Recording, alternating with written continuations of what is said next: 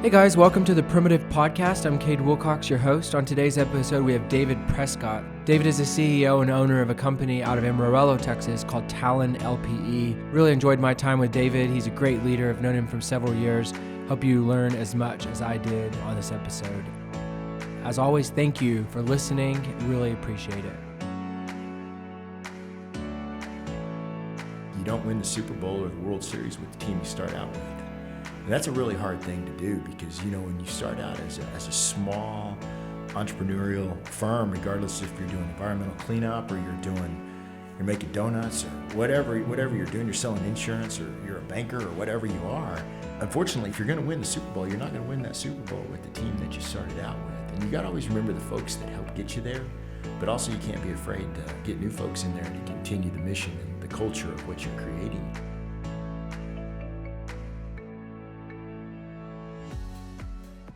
Well, David, it's really good to see you. Thanks for joining the podcast, and I'm excited for folks to hear from you. So let's start about just talking about your background, where you're from, how you got towards to Amarillo, and a little bit about TalonLPE. You bet. Kade, thanks for having me, and congratulations on your success. It's so good to see you. Thank you. Just with our history that previously, it's good to see you again.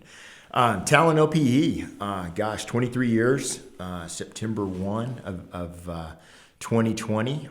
We're a regional environmental consulting, environmental drilling, and field services company, headquartered in Amarillo with offices in Midland and San Antonio in Texas, an Oklahoma City office, and then down in Artesia, New Mexico. Okay. So we provide a lot of groundwater and soil work for oil and gas clients, industry, transportation, and we do a lot of state government work as well. I've been with Talon 23 years, or now a little over 23 years. I started the company September 1 of 97. I came to Amarillo from Oklahoma City. That's where I grew up. I lived with my family in Oklahoma and thought that I was going to be a game warden. And so my first semester of school at University of Central Oklahoma, got a 0.9, or whatever all F's and one D were. So you're the first person I've met who had a lower GPA than me. There you go. Well, all right. Well, so did very poor. And my dad was in Amarillo and have a lot of family in Amarillo. They had a very successful industrial laundry business called Western Uniform and Towel. They actually had an operation in Lubbock, throughout West Texas. They were in Amarillo, Lubbock, Odessa, different locations, but ended up going to school at West Texas State when I got there, and then of course it changed to West Texas A&M a couple of years after I'd been there. But 2 years in, they started a program called an environmental science program, and a lot of the classes that I had taken in for wildlife management transferred over, and I thought, well, there might be a better pay scale for environmental science than wildlife management, so I switched over. Graduated with 2 degrees in 95, environmental science and biology, and worked for a few smaller firms, and was working for a firm in Amarillo. They had just opened the office in Amarillo, had offices, I think, in like 24 states, was recently married, and came in July of 97, and on the fax machine was the notice that they were filing bankruptcy. And you can tell, back in 97 to get the notification via fax, instead of email or something, But anyways, I had several clients, and we were doing a lot of the underground storage tank work at the old convenience stores and gas stations, and doing the assessment work, the tank removals. And when I say assessment work, assessing the soil and installing soil borings down, and then if we encounter groundwater, we would obviously install monitor wells to see if groundwater was contaminated. So it was soil and groundwater work. And several of these clients I had personal relationships with, and so I went to them and I said, hey, if I start out my own deal, would you let me do your work? And again, at that point, I was 26 years old, and just couple of years of work experience, but full of a lot more energy, I think, than I have now. And so anyways, went and borrowed some money from my dad, and started the business. That's cool. Did you always visualize being kind of an entrepreneur and own your own business, or was it truly born out of necessity? Well, I think that like a lot of entrepreneurs, I would be probably a really bad employee, and I probably needed to have a little control of my destiny, kind of vibrate in place, and so I always had side jobs or side, I had a lawn mowing company, and I realized very early on in my life that having cash available to you was freedom. And freedom is one thing that I value as much as anything is the freedom to make a choice or a change, and just being able to plot my course. And so I think it was a natural progression for me. When that opportunity presented itself, I thought, gosh, it would be really cool to find an old gas station site, maybe on old Route 66. A modern,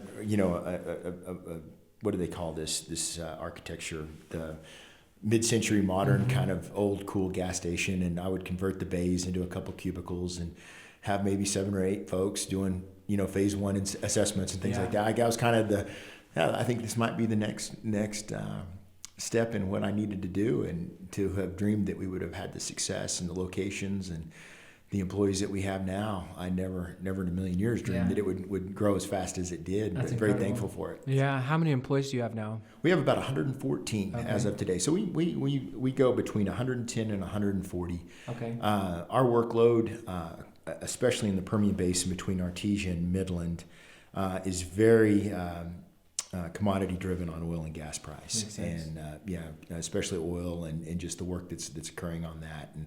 And so we've correlated price of oil to gross profits in the basin, and there's a very close correlation between the two. Yeah, absolutely. No, that's a good segue to my next question. So, are you really dependent on oil and gas, or are you really diverse, or what has 2020 kind of done to y'all's business? 2020 has been a challenge. I think for everyone, it's been a challenge. From a personal standpoint to business. And so we saw a downturn in October of 19. We saw a lot of indicators that the capital markets were drying up in the oil and gas space. There was a lot of rumblings. And then, of course, when there was the issue with the Russians and the Saudis early on, and then we saw the price collapse, to negative numbers. And then, of course, the pandemic. And just the reduction in just usage of the commodity. So all of those things, hit us with about a 20 to 25% gross margin, or gross revenue reduction, and it's been tough. We've had some definite. We haven't rehired folks. We've had some layoffs, and we've had to have some pricing reduction with our clients. And I'm seeing that with a lot of folks that I talk to that are in similar industries. Environmental work should be recession proof, but when you're not pushing as much product through the pipelines, or you're not producing as much, and we know we're down, 30, 40%, the correlation again is directly indicative. What have you learned about yourself, your leadership, your team, your organization, your culture, with all the things you just listed as challenges? I mean, that was multiple levels of challenges for your business. And so when you kind of reflect on the last 6 to 9 months, what have you learned about yourself? So we have, myself, I've learned that some days you don't have near as much control as you think you do. You might be doing everything exactly right, and things don't pan out like they should. It's about the relationship. I read an article very early on, and I can get you the title of it for a later date, but it was during crisis management in times of crises in business, and just, all folks, it's not about the service, but it's about the relationship. There's a lot of people out there providing environmental services. There's a lot of people out there that can do all of our businesses, but it's about the relationship. Let's not talk about the project. Let's talk about how you're doing. Let's talk about I mean, what struggles are you having right now? And then we can talk about business, because everybody's on edge. Everybody's struggling with this. I mean, I read just last night, I think that the incidence of depression in America right now is at an all-time high. And not because, just people are having a hard time. Older folks are having a really hard time through the holidays. The things that we used to do for pressure relief valves, let's go work out. Gosh, you got to wear a mask. Nobody's going to the gym, or let's go to the movies, or let's go to dinner, or let's go to happy hour, or whatever you do. Mm-hmm. We can't do any of that. And so it's the same thing. And we're really just going through a tough time, not counting the folks that have lost their jobs or that are having real economic hardships. Or what about the folks that have lost loved ones? So, I think that we have to realize that, going back to your question, how do we have that relationship piece with our customers? How do we have that relationship piece, a real meaningful relationship with our employees, with the stakeholders in our company? That's the secret sauce. We've got to slow down, and we really got to take some time and nourish that right now. Yeah. So that was early on. How do we handle that? And that article really resonated with me. And I serve on several nonprofits and on boards, and actually president right now of the Golden Spread Council of Boy Scouts, and they're going through a horrific season, with the sexual abuse, the bankruptcy, and all the things that are happening there. And so it was another business owner that shared that article with me about leadership through that nonprofit, and it really resonated with me on the. What do you see your role as a leader in your organization? Everyone's familiar, with the last 6 to 9 months, the number of challenges. You've highlighted them specifically for your organization. You have 100+ employees that you're leading. You have client relationships that you're managing. So when you think about your role as a leader at Talon, what are the kinds of things that are really critical for you to provide for your organization? That's a great question. And I think I saw on someone's LinkedIn channel, and do you lead through opportunity, or do you lead through crisis management? And I think you wrote that, Kade. Didn't you post that just recently? Wow, I have one follower on LinkedIn. Yeah, no, you got it. That's it. Well, that's just relatively new after watching the Social Dilemma, right? So I thought about that, and I think I'm definitely a crisis guy. I get bored easy. When things are going well, man, it's kind of boring, and it's the status quo, and it was. So this year obviously has been a crisis management time. And so to answer your question, what kind of leader are you in this time, or what's important as a leader? Correct. Listening again, being able to pivot quickly. We did that very early on. We're sitting there, and business is shut down. Projects have shut down. Nobody's traveling. Everybody's scared. Our Q1 and Q2 of 2020 were fair. They weren't great, but they were fair. So many of our clients, we want to drill, but we're going to wait until the pandemic's over. We had the cleanest shop in Texas with trying to keep all of our employees around, and we were just doing maintenance and housekeeping issues and painting and just whatever it could to keep our folks busy. So it was, we were sitting there one night watching TV. I was with my fiance, and I'm looking at my phone and just trying to get a handle on things, and we're like, oh my gosh, what's going to happen? And she points out that in King County, Washington, I'll never forget, there's a nursing home, and there's a bunch of guys in level A suits going in to clean up the nursing home. And just really quickly, she says, don't we do that? Or can our guys do that? And I look up, and immediately I convert to calling all of our vice presidents, and hey, we need to talk about this, and can we do that? And so we immediately pivoted to providing the disinfecting and the sanitizing of hospitals, and that business has blown up actually to a whole entire new business line called 1818 Science. And I wish we were smart enough to have forecasted that or been able to look at that, but we weren't. But we were able to pivot, and we have an incredibly innovative team. And I think that the similarities between Talon and Primitive are you look for innovation. You look for the folks that are going to make that call, right or wrong, and we're going to move forward. That's what we did.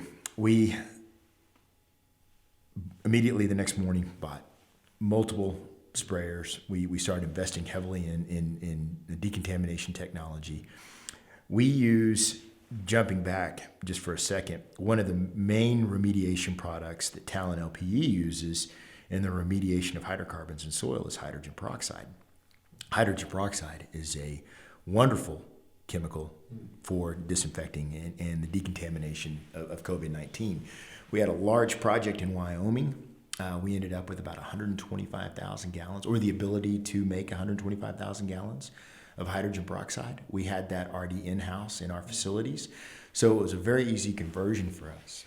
But it just took that little spark, that one moment from kind of despair, and then the team sitting around a table the next morning to completely launching a new business, which is, I'm not going to say it's been, I mean, it's large spills are very profitable and generate a lot of revenue for Talon. And it takes a lot of cleaning of buildings and facilities to match that. Right. But it's been wonderful. Yeah. And it's in on top of that, we've donated so much hand sanitizer and hydrogen peroxide cleaning equipment. I mean, let's just all get through this and get to doing what we normally do. Yeah, I love your ability to be flexible there and adapt. I mean, a lot of times when we kind of faced with a crisis or a challenge, it really is easy to be paralyzed. I mean, it's not a natural thing in the middle of a crisis to immediately be optimistic and encouraged and think big. And so it's really cool to see that out of necessity was born this really great idea. And so and I love the fact that now it's going to be its own business, and who knows what it'll do in the future. So that's really, really powerful. You mentioned earlier that Talon is 23 years old. First of all, congratulations. I mean, most businesses don't make it past 3 or 4 years old, and running a business and growing a business and managing people and leading people is really difficult. And so congrats to you and your team for that. But when you think back on the last 23 years, what do you think about in terms of failure? When you think back on the failure you've experienced, how have you tried to learn from it? Do you have, what is your approach or your philosophy around failure? Thank you for just recognizing how hard it is in business. In 23 years has been, like you said, not very many companies get to where we are, and thank you for that. Failure. Lots and lots of failure. Do you ever, financially, we have good years, we have poor years. We have good years with relationships. We have good years with clients. We have poor years where we miss the mark. We have poor times where we miss the mark. I used to tell folks early on that, for every 4 days that you would get kicked in the shin, you'd have that day where you were high-fiving, and I think in years like this, it's like, can we have a couple of high fives a month? I mean, it's challenging. Gosh, there's so many. I mean, where do you start on failures? I mean, we've had tremendous success, but equal number of failures, and it's that perseverance, it's the wax on the back, that not David Prescott, but the team and the people that have come before, in the team that aren't with us anymore, and the new members that have stepped up to the plate. You have really, really talented people that help build the company, and then they leave to do other things, and then you have new people step up. And one saying that I believe very, very deeply about is, you don't win the Super Bowl or the World Series with the team you start out with. And that's a really hard thing to do, because when you start out as a small entrepreneurial firm, regardless if you're doing environmental cleanup or you're making donuts or whatever you're doing, you're selling insurance or you're a banker or whatever you are, unfortunately, you're probably not gonna, if you're gonna win the Super Bowl, you're not gonna win that Super Bowl with the team that you started out with. And you gotta always remember the folks that helped get you there, but also you can't be afraid to get new folks in there to continue the mission and the culture of what you're creating. That's been a hard part. I would say failures, if I was going to look back, I mean, to realize that business and personal need to be two different things. I think that's business is business, and personal is you can still have a personal relationship outside business. I would definitely say that's been one area I've struggled with. Stress, oh my gosh, very, very challenging. Entrepreneurs, I believe, and myself included, we have a higher rate of depression. And you're on top of the world one day, and the next day it's like, oh my gosh, and learning to manage that. Work-life balance is so important. For me, working out, if I miss a couple of days working out, I mean, I've got to get back to CrossFit. I mean, that's how I think you and I originally got to know each other, was through CrossFit. But still do that, or some form of physical activity. But lessons and failures. Growing too fast. That's something that I would caution folks against. I mean, early on, the harder you work, the luckier you get. I definitely believe that. But if you do a huge amount, if you do $25 million on the top line and you spend 26, you're still $1 million in the hole, So you really got to know what your costs are and what what you're doing, how you're going to be profitable, and are you doing it the right way? Yeah, that's good. I resonate a lot with the growing too fast. It can kind of be you can kind of get enamored with it. You know what I mean, with the velocity and the speed and the volume. But you have a really simple point, but profound, which is, if you spend $1 more than what you're making, is it really success? And you can kind of sometimes be blinded by that. So I've experienced that in my own way. You talk about managing stress. You talk about, just the kind of the ups and downs. Like when you talked about the ups and downs and one day you're experiencing success and the next day you feel like you're getting kicked in the shin, I really resonate with that. In fact, sometimes it can be the same day. You win a huge project, or maybe you're recruiting someone to join your team and they say yes, but then the next 3 days in a row you lose a client or you lose a top employee or whatever the case is. And so how do you approach personal growth? Like, how do you handle your own health so that you can be your very best self for your team and for others? Again, working out is critical. For many years, it was a sin to take off early or not be the first one to the office, or if you weren't getting 60 hours, 70 hours a week, I mean, you just weren't doing what you wanted to do. I mean, you weren't doing it right. Leaders of companies, they never turn it off. I mean, they if you can find that point where you get 7 to 10 days truly unplugged and out of it, you come back so recharged, and your mental clarity is so much better. What is my morning routine? Should I feel guilty that I don't get up at 5 a.m. every morning? No, I'm not a 5 a.m.er.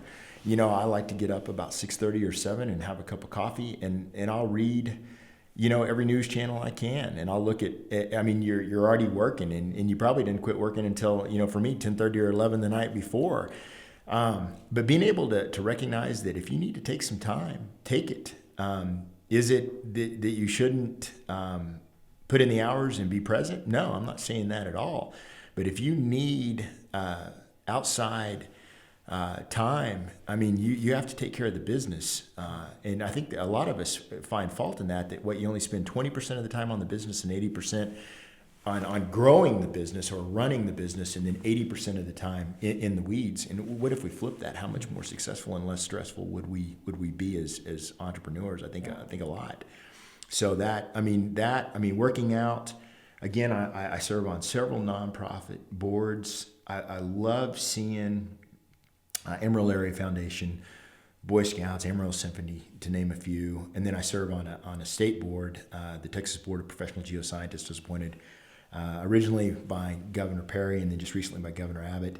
And I love seeing how that works. And then that gives you leadership and exposure to many different types of folks and many different facets of what are going on in communities and areas. Of course, Emerald Area Foundation is the top 26 counties, of the Texas Panhandle. And then, what's going on in the nonprofit world? What do people need? It just gives you an exposure. So I really find relief in that refreshing of course, I always like to take classes, additional education. And then I love to read, love to snow ski. We talked about that. Physical activity, getting outside. Does wonders. Yeah. I got to be outside. Yeah. I love what you said about kind of figuring out your own routine. I wonder at what point everyone kind of predefined what hard work looked like. You mentioned you're not a 5 a.m.er, and that's really profound. Like I think a lot of people have this expectation of success that it looks like a certain way. Right. And so at what point in your 23-year leadership journey did you figure out kind of your strengths, your weaknesses, your preferences, and how it helped you kind of become the best leader for your team? So am I the best leader? No, I'm not. Have I got it figured out? No, I don't. Am I working on it? Every day. Every day we're trying to work on it. And I think if you ask somebody and they say, I've got it all figured out, they're lying to you, because it changes every day. No one knew that in 2020 we were going to have this. Everybody thought, can you imagine being a movie, a guy that owned a bunch of cinemas? Yeah. It's going to be another great year. We've been year on year on year on year. And now, that business might not make it back. Yeah. So if they tell you they got it figured out, I don't know if they got it. I don't know if that's really the guy, or the gal. So when did I figure that out? I struggled with it. I still struggle with it. My grandfather got up at 4 a.m. My dad got up at 5 a.m. and I get up at 6:45 or 7. Man, maybe I'm not where I need to be, it goes back to the saying, and I don't know who originally said it, but the guy gets married, his new bride comes in, and he buys this big old ham for Christmas, and the first thing the new bride does is cut off both ends of the ham. And he's sitting there and he goes, why do you cut off both ends of the ham? And she goes, well, that's what my mama did. And then so Christmas comes along and they pull the ham out, and he looks at his mother-in-law and says, hey, why did you cut both ends of the ham? My bride said you cut both ends of the ham off. And she goes, well, that's what my grandma did. Well, he walks into the living room and he says, Granny, why did you cut both ends of the ham off? And she goes, well, because that's not as big as my pan was, And so, is that really, have I been doing it generationally because there was a lot of sense to it, or is that just what we grow up and that's what's expected? So, I don't know if getting up early or staying late or doing that, but what works for you? What works for Kade or David or whoever is out there listening? You got to find that what gives you energy, what gives you passion, what gives you freedom. Like I said earlier, I got to have freedom, but what keeps that fire going where you can weather those, like you said, you lose an employee, you lose a client, then you win $1 million contract. Then a truck gets wrecked, or a tire blows out, or an engine crashes, or then all of a sudden, man, you made it the best client ever. It's a roller coaster. Yeah. And so how can you be still happy in the lows and in the highs and know that you're going to make it through it? Yeah. So that, I hope that kind of answers that. No, it's good. It's real encouraging. I think you mentioned the word freedom. I think there's profound freedom when we understand our strengths, and we operate from a position and posture of our strength versus trying to be someone or something we're not. Right. And so kind of your realization, you don't have to be like your granddad. You don't have to be like your dad. You can operate out of your own strengths and the things that set you up for success. There's a lot of freedom in that. And I think a lot of young leaders, all of us, struggle with that. So it's good. My last question for you, and this is probably one of my favorite, is if you could speak to your younger self, think back 15, 20 years ago when Talon's only 3, 5, 6 years old. If you could speak to your younger self and give yourself advice based on what you know now, what would you tell a younger David? I would say, don't worry so much about what everybody else thinks. Trust your intuition a lot more. You might not hit it out of the park every week, but you hit it out of the park a lot more than you don't.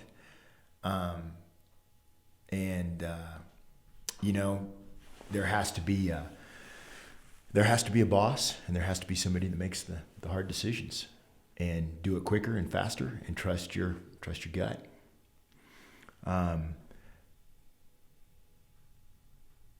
Worked so hard early on when I was building the business, what I would do to go back and just spend a little more family time with my boys when they were younger. And, I had a lot of that, but when they were really little, there's no cost on that. So I would definitely, and I every chance I get when I talk to young business owners or young entrepreneurs, both men and women, your passion will come with your business, and you'll get that. You'll get there. And but just when you get home, turn it off, turn the phone off. You can spend some time, because those kids you're gonna blink and they're gonna be grown. Your family's gonna be grown, and I would definitely tell my younger self that. Don't eat so many chicken fries when you're 25 or 35, because it's a pain in the ass, literally, to get them off. Be a little more health conscious, and not so many breakfast burritos and taco platters. But stay true to yourself and believe in yourself.